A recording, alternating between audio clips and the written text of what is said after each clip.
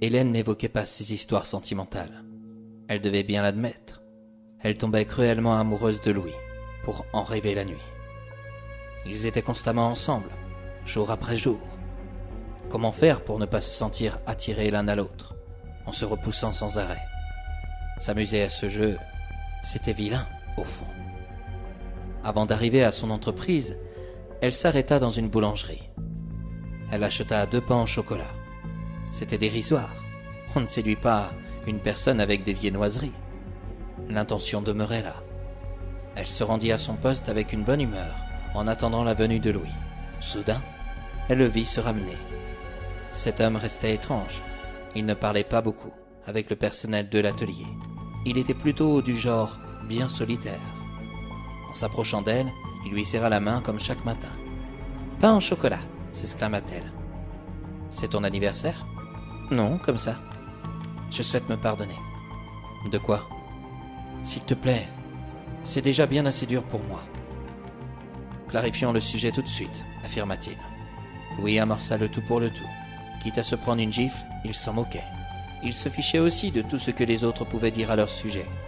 Leur vie devait tellement être passionnante. Il ignorait totalement les sentiments d'Hélène à son égard.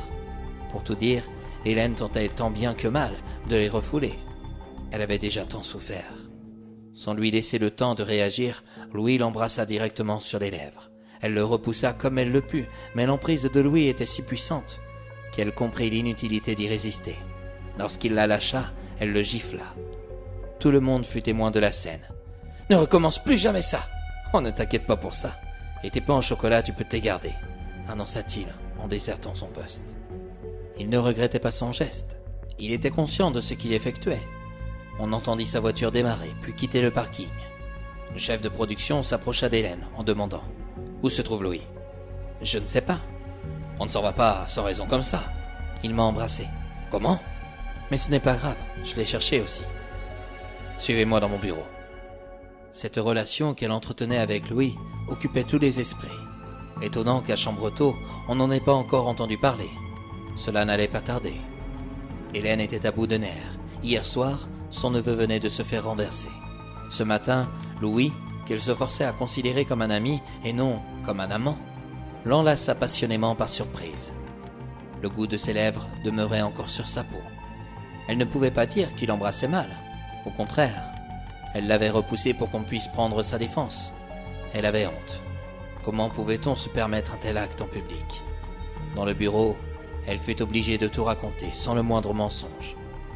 Finalement, son chef affirma « Je vais récupérer votre badge, mademoiselle Blanchard. À partir d'aujourd'hui, vous n'êtes plus salariée parmi nous. »« Comment ? Je vous licencie pour faute grave. »« C'est moi qui suis harcelé et c'est moi qui me fais virer ? C'est le monde à l'envers !» Ce geste que monsieur Laporte a commis était à prévoir. Vous n'avez pas été clair avec lui dès le départ. Je vous congédie avant tout pour abus de pouvoir sur les intérimaires. À combien sommes-nous rendus depuis que vous êtes parmi nous ? Très bien, j'ai compris, dit-elle. Vous souhaitez ma peau, c'est ça ? Pour entrer dans le jeu de tous ces salauds. Et ne voyez-vous pas que je souffre ? Ne voyez-vous pas que j'en ai assez de supporter toutes vos remarques insolentes à mon égard ? Je serais vous, j'irais consulter un psychologue, ou... Vous n'êtes pas à ma place, s'écria-t-elle. Et si vous l'étiez, depuis longtemps, vous vous seriez jeté du pont de Barbin. Sans la moindre faveur, elle balança son badge en pleine figure, ainsi que sa blouse. Elle claqua à la porte du bureau. Le personnel la vit quitter l'entreprise. On comprit qu'on venait de la virer. La mariée de Chambretot n'allait plus angoisser personne.